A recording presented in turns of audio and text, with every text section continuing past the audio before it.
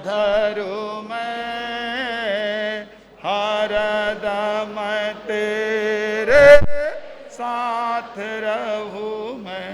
ओ भगवन तेरा ध्यान धरूं मैं, हरदम तेरे साथ। चौमासे में सत्संग होगा, होंगे उसमें भक्ति। चौमासे में सत्संग होगा, होगी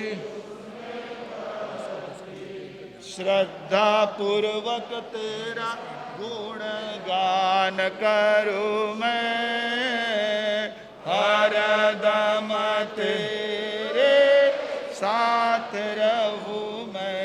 ओ भगवन तेरा ध्यान धरूं मैं, हरदम तेरे साथ रहूं मैं। चौमासे में सत्संग होगा, होंगे उसमें प्रवचन। चौमासे में सत्संग होगा, होंगे उसमें प्रवचन।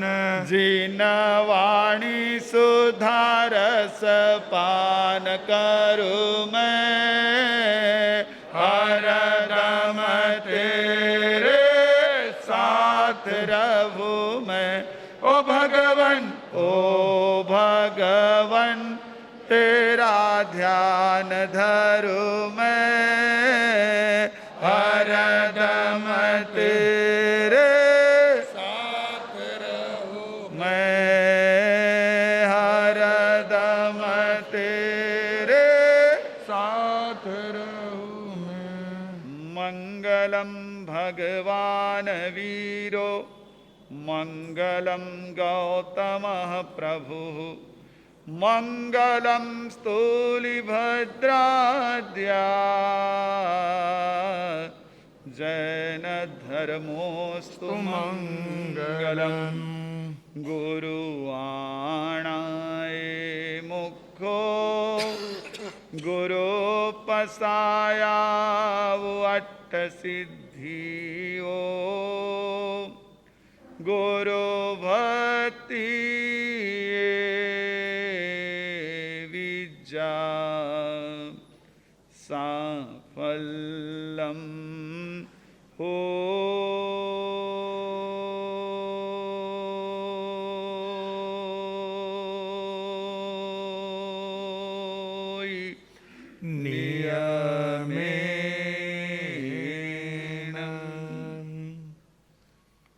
चरम तीर्थंकर शासनपति श्रमण भगवान महावीर स्वामी को वंदन नमन। परम श्रद्धेय परम उपकारी प्रातः स्मरणीय पूज्य गुरुदेव आचार्य भगवान श्री आनंद ऋषि जी महाराज साहब की पावन स्मृति को वंदन नमन। वर्तमान आचार्य सम्राट डॉक्टर श्री शिव मुनि जी महाराज साहब के चरण सरोजों में वंदन नमन। यहाँ विराजित परम आदरणीय परम वंदनीय महाराष्ट्र प्रवर्तक पूज्य श्री कुंदन ऋषि जी महाराज साहब के चरण सरोजों में वंदन नमन। स्नेही संत वृंद, समादरणीय महासाध्वी वृंद, धर्म प्रेमी बंधुओं, माता बहनों, जिनकी भक्ति, जिनकी स्तुति, जिनके गुणग्राम हमारे भीतर में रही हुई आधि व्याधि उपाधि को दूर कर समाधि भाव को प्रदान करती है, ऐसे परमपिता परमात्मा तीर्थंकर प्रभु के प्रति आप सभी के भीतर में रही आस्था का हार्दिक अभिनंदन। खेयन्न ऐसे कुशले महेशी अनंत नाणीय अनंत दंसी, जसंसिनो चक्षु पहेठ्यस जाना ही धम्मम च धीन च तेहि। सूर्यगणांग सूत्र के छठे अध्ययन विरत हुई उपनाम पुच्छी सुनम का अनुष्ठान यहाँ परम उपकारी, परम श्रद्धेय कर्नाटक गज के श्री घोर तपस्वी राज गणेश लालजी महाराज साहब के आशीर्वाद से संप्रेरित संस्थापित इस गणेश बाग के प्रांगण में चल रहा है। तीसरी गाथा में प्रश्न का जवाब दिया जा रहा है। प्रश्न था कि जिन्होंने इस अनुपम धर्म को बतलाया,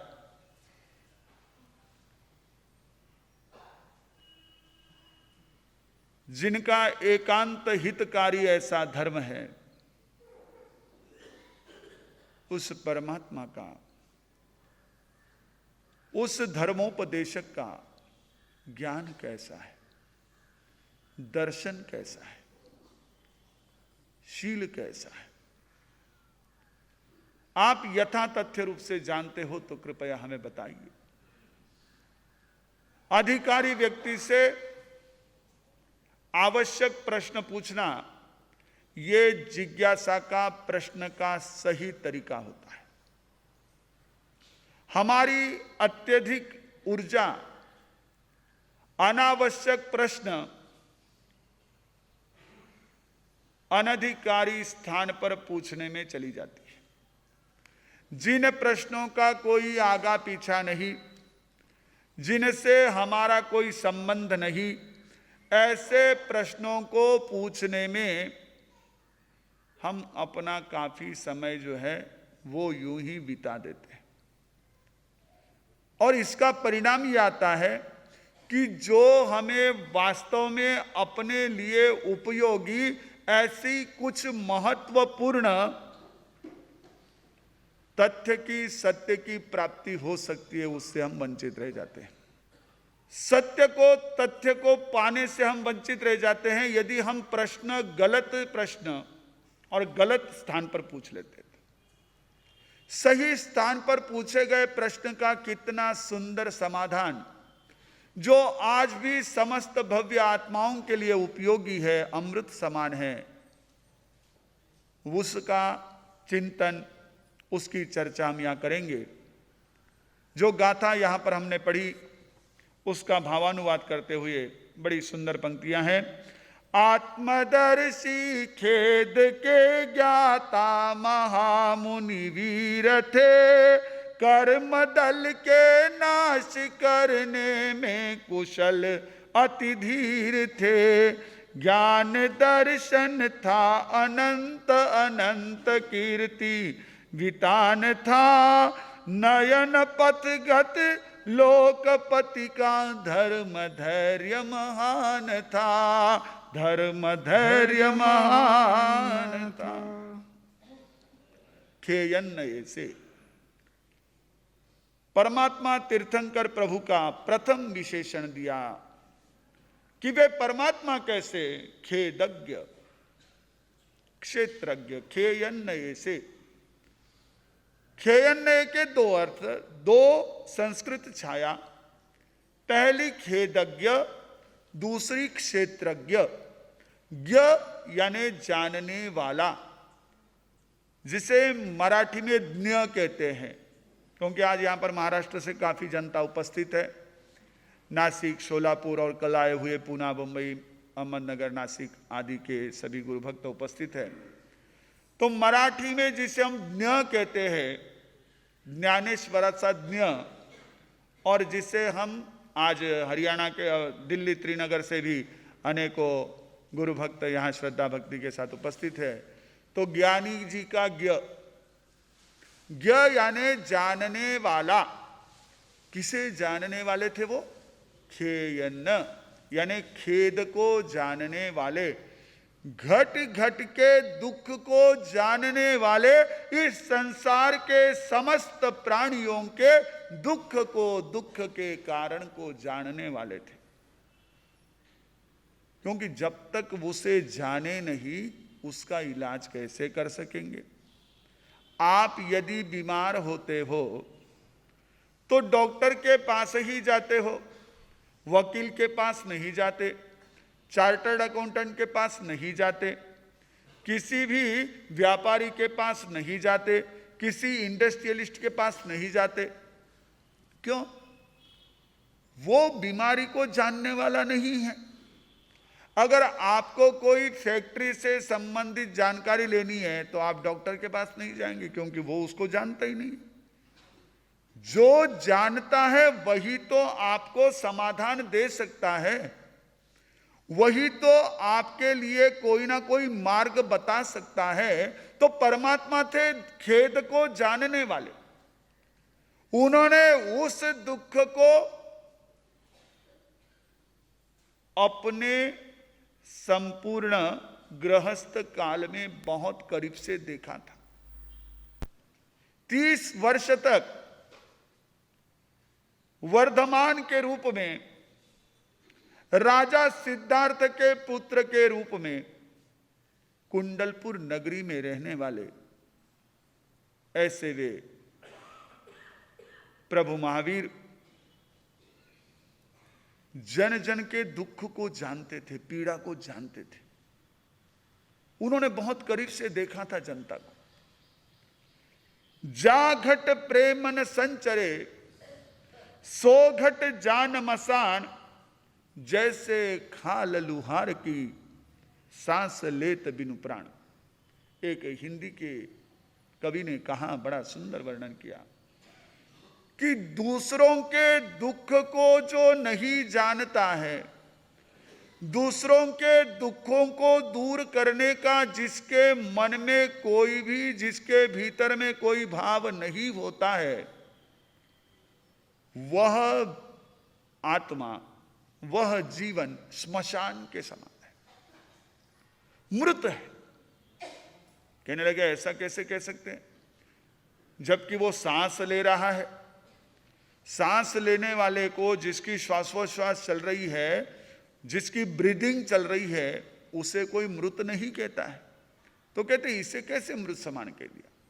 तो कहते हैं जैसे खाल लुहार की, पहले जमाने में जो लुहार यानी लोहे को तपाने वाला, लोहे को गलाने वाला जो एक व्यक्ति होता था, लोहार होता था, आयरन मैन जिसको शायद कहते हैं इंग्लिश में, तो वह लुहार जो है, जब वो लोहे को तपाने के लिए अग्नि जलाता था तो एक क्या करता था, वहां पर मशक चलाता था, एक ऐसी खाल चलाता था, भाता चलाता था, भस्त्रिका जिसे कहते हैं। अब भस्त्रिका आप क्या जानते हो? जोर से सांस लो छोड़ो। अब वो आपने भस्त्रिका उसको समझ लिया, हालांकि ये भी भाता और वो भी भाता सेम है, उसी से इसको नाम दिया गया, या शायद हो सकता है इससे उसको नाम दिया गया। दोनों इक्विवेलेंट है, दोनों का कार्य समान है। तो कहते हैं कि जिसके भीतर में दूसरे के दुख को देख करके करुणा भाव, वात्सल्य भाव, प्रेम भाव प्रकट नहीं होता है, वो उस लुहार के भाते के समान है। जैसे उसमें भी हवा आ रही है, जा रही है, इसकी भी सांस आ रही है, जा रही है, कोई उसका मतलब नहीं। ये हमारे भीतर में करुणा का स्थान होता है। कहते हैं एक महान अध्यापक के गुरुकुल में अनेकों विद्यार्थी का अध्ययन चल रहा था। उसमें एक राजपुत्र भी पढ़ रहे थे, जो उस गुरुकुल के निकट ही रहने वाले महानगर के राजा का बेटा था। उसकी भी पढ़ाई चल रही थी और उस राजपुत्र को अध्ययन कराया गया। राजपुत्र बड़ा समझदार, बहुत विनीत, उसने गुरु के द्वारा दी जाने वाली शिक्षाओं को बहुत अच्छी तरह ग्रहण किया। ऐसा जरूरी नहीं कि हर धनवान का बेटा बिगड़ा हुआ ही हो। आज ऐसा दृश्य अगर आपको देखने में आता है तो उसमें पिता के धन का दोष नहीं है, उस धन के द्वारा उसके आसपास में एकत्रित होने वाले जो मित्र है उनका उसमें ज़्यादा सहभाग है। जब हम बिना सोचे समझे अपने बच्चों को अधिक से अधिक सुविधाएं और अधिक से अधिक पॉकेट मनी उपलब्ध करा देते हैं तो कुछ ऐसे तत्व उनके आसपास एकत्रित हो जाते हैं कि जिनकी संगति में उनका टैलेंट एक तरह से काफ़ी कुछ जो है वह विकृत हो जाता है, वो डाइवर्ट हो जाता है, कन्वर्ट हो जाता है। नहीं तो हमने ऐसे भी बच्चे देखे हैं कि जिनके माता पिता के पास करोड़ों रुपया धन है, हर तरह की संपत्ति है, लेकिन उसके बावजूद भी उन्होंने अपने स्वयं की बुद्धिमत्ता का, अपने स्वयं की प्रतिभा का पूरा पूरा उपयोग करके गोल्ड मेडल मेरिट लेकर के अपनी क्षमताओं को सिद्ध किया और बहुत अच्छी तरह से अपने अध्ययन को पूर्ण किया है। तो राजपुत्र भी उसी तरह का था, बहुत अच्छा उसका स्वयं का अध्ययन, बहुत अच्छी उसकी पढ़ाई। गुरु अत्यंत प्रसन्न थे उससे, उसका अध्ययन पूर्ण हुआ और अध्ययन पूर्ण होने के पश्चात उसे राज दरबार में ले जाया गया कि अब यहां पर राजा के सामने जो है उसकी अंतिम रूप से परीक्षा होगी। राजा के सामने उसकी परीक्षा होकर के उसको सम्मानित करके विदाई की दी जाएगी। राज दरबार में उपस्थित किया गया तो गुरु ने कहा कि इससे पहले कि इसको कोई प्रश्न पूछा जाए, मैं इसे एक पाठ पढ़ाना चाहता हूं। गुरु से राज दरबार के पास ही रहे हुए कक्ष में ले गए। कक्ष में ले जा करके उन्होंने अपने साथ में एक बेत की डंडी लाई थी। उस बेत की डंडी से उसकी पीठ उघाड़कर उस पर 4 प्रहार जमकर के किए, खूब जबरदस्त ढंग से, यानी ऐसे कि पूरी पीठ उसकी नीली हो गई। राजकुमार के आंखों से पानी बहने लगा। गुरु ने उसकी आंखें पोंछी, वापस उसका उत्तरीय उसके पीठ पर ढक दिया और उसे ले आए। राजा ने देखा जाते समय तो राजपुत्र बड़ा हर्षित था, प्रसन्न था, चेहरा खिला हुआ था। अब इसका चेहरा सुस्त क्यों है? क्योंकि रोने के बाद में थोड़ी सी आंखें जो है वो एक तरह से फूल जाती है। अभी ये कॉस्मेटिक के जमाने में रो रहे हैं या रो गए, रो चुके, ये नहीं पता चलता है, वो अलग बात है। लेकिन रोने के बाद अपने आप चेहरा थोड़ा सा बदल जाता है। राजा ने तुरंत भांप लिया, बोले क्या बात है? बोले कुछ नहीं। उन्होंने वापस पूछा राजपुत्र को, बताओ क्या बात है, क्या हुआ? बोले कुछ नहीं गुरुजी, अब जी मुझे अंदर ले गए और उन्होंने मेरी पीठ पर बेत की डंडी से 4 ये प्रकार से प्रहार किए, 4 बार मुझे वो छड़ी मारी। तो राजा ने पूछा क्या बात है? गुरुजी से पूछा कि आपने इस पर क्यों प्रहार किया, क्या इसका अपराध था, क्या गलती थी? बोले कोई गलती नहीं थी। फिर बोले बिना वजह आपने क्यों मारा? आज तो वजह से भी मारे तो बवाल मच जाए, तो वो तो बिना वजह मारा था। राजा ने कहा ये तो आपका सरासर अपराध है, इसकी सजा दी जाएगी।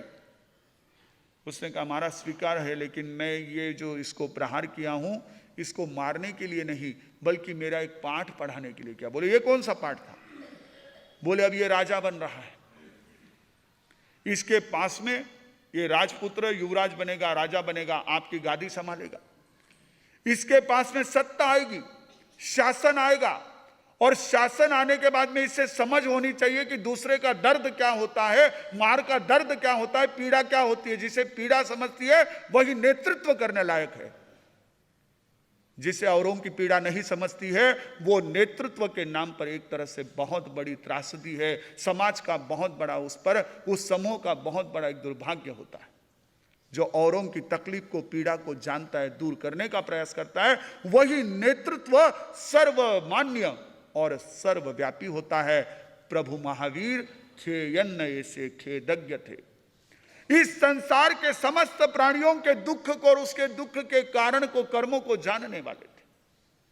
खेयन्न का दूसरा अर्थ क्षेत्रज्ञ थे।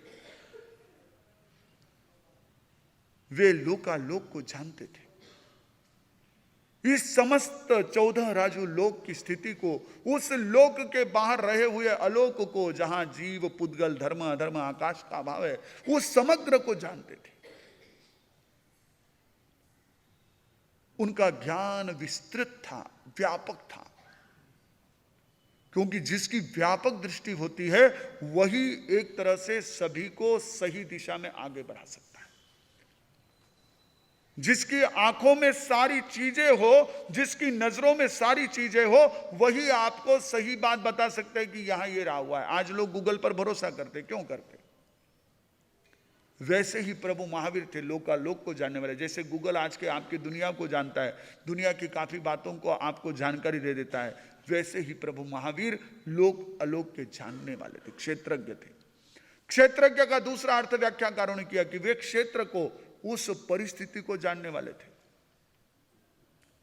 कई बार होता है कि स्थिति को नहीं जाने बिना बात बोल दी जाती है और फिर उसके कई गलत परिणाम, कई दुष्परिणाम सामने आते। भगवान उस समय की स्थितियों को जानने वाले थे, इसलिए आप देखिए हमारे आगम जो है वो अर्धमागधी भाषा में, क्योंकि वे क्षेत्र को जानते थे, उस क्षेत्र की भाषा को जानते थे, उस क्षेत्र में रहने वाली लोगों की मानसिकता को जानते थे। वे अनार्य क्षेत्रों में भी गए, वहां के क्षेत्रों को भी जानते थे। ऐसा नहीं था कि जहां उनको जानने वाले मानने वाले लोग हैं वहां चले गए, उनके बीच में रह करके उन्होंने उनसे जुड़ करके अपनी जो कुछ भी बात कहनी थी कही। नहीं, वे साधना के समय प्रयोग के तौर पर अनार्य क्षेत्रों में भी गए, उन क्षेत्रों को भी जानते थे, उस क्षेत्र में होने वाली स्थितियों को भी जानते थे। परमात्मा क्षेत्रज्ञ थे। इसका तीसरा अर्थ व्याख्याकार करते हैं कि क्षेत्र यानी आत्मा, जहां पर गुणों का वास होता है। वे गुणों को जानते थे, इसलिए गुणी को भी जानते थे, क्योंकि आत्मा हमारी क्षेत्र है जहां पर अनेक गुण सुप्त रूप से वहां पर मौजूद है। जैसे खेत में बीज होते हैं, वैसे हमारे भीतर में गुण है। उन गुणों को जानते थे और गुणों के अनुसार गुणी को जानते थे, इसलिए प्रभु क्षेत्रज्ञ थे। खेयन से विचार कीजिए, एक शब्द, लेकिन कितना उसमें अर्थ है, कितना उसमें एक तरह से वह रहस्य है। प्रभु सबके पूजनीय बने क्योंकि खेयन थे, कुशल थे। He was the master. कुशल यानी होता है मास्टर। एक समय था कि जिस समय में अनेक प्रकार की पूजा पाती के लिए विशेष प्रकार के घास को लाया जाता था। तो वो घास होता था कुश। जैसे अभी गणेश जी के दिन चल रहे, गणपति के दिन चल रहे हैं, तो उनको दुर्वा जो है वह दूब की घास उनको प्रिय होती है, ऐसा कहते हैं। तो वैसे कुश होता था घास, जो बहुत तीक्ष्ण होता था, जिसका छोर जो है, ऊपरी हिस्सा जो है वो बड़ा तेज होता था। अगर कोई अनजान व्यक्ति, सामान्य व्यक्ति, साधारण व्यक्ति उस कुश को काटने के लिए जाए, उस घास को काटने के लिए जाए, तो घास तो कटे या न कटे, लेकिन अपना हाथ तो वो काट करके आ जाएगा, छिल जाएगा, ऐसी वो घास होती। तो उसको काटना एक तरह से स्किल का काम था, बहुत आर्ट का काम था। तो छोटे से छोटे काम करने में भी जो बहुत माहिर है, छोटी से छोटी बात को भी जो व्यवस्थित मैनेज करता है, वो कुशल। प्रभु वैसे थे। सूक्ष्म से सूक्ष्म तत्व का विवेचन है। जीव तत्व का जितना विस्तृत विवेचन आपको हमारे जैन आगमों में, जैन साहित्य में, जैन ग्रंथों में मिलेगा, शायद ही संसार के किसी भी ग्रंथों में आपको मिले, किसी दर्शन में, किसी धर्म में मिले। अजीव का वर्णन, पुद्गल का वर्णन जितना व्यापक रूप से प्रभु महावीर ने किया है, अन्य दर्शन वहां तक नहीं पहुंच पाए। आज विज्ञान जिन बातों को सिद्ध कर रहा है, प्रभु महावीर ने उसे अपने अजीवास्तिकाय में सर्वप्रथम बता दिया था कि कैसे किसी भी तत्वों का आपस में जुड़ा होता है, कैसे कोई तत्व अलग अलग होते हैं, कोई वस्तु अलग कैसे होती है, मिलती कैसे है। जैसे आइंस्टाइन ने कहा कि भाई ये, न्यूटन ने कहा कि जैसे ये सेव जो है गुरुत्वाकर्षण से गिरता है, तो भगवान ने कहा कि पुद्गल आपस में जुड़ते क्यों हैं, अलग कैसे होते हैं। स्निग्ध रुक्षत्वात् बंध, उनमें चिकनाहट और लूखापन, ये दोनों तत्व मौजूद होते हैं तब बंध होता है। पुद्गल में उस स्निग्धत्व की, रुक्षत्व की जानकारी देने वाले सर्वप्रथम उस समय में प्रभु महावीर थे कि उसमें यह तत्व मौजूद है। आज विज्ञान कहता है कि प्रत्येक वस्तु में हर रंग रहते हैं, अनेकों रंग प्रत्येक वस्तु में विद्यमान रहते हैं। भगवान ने भी बताया कि वर्ण, गंध, रस, स्पर्श पुद्गल का धर्म है। प्रत्येक पुद्गल के स्कंद में पांचों वर्ण मौजूद है। हम व्यवहार से भले इसे सफेद कह दे, हम व्यवहार से इसे काला कह दे, हम व्यवहार से इसे लाल कह दे, लेकिन निश्चय से पांचों रंग इस काले में भी है, सफेद में भी, लाल में भी। ये प्रभु महावीर ने कहा।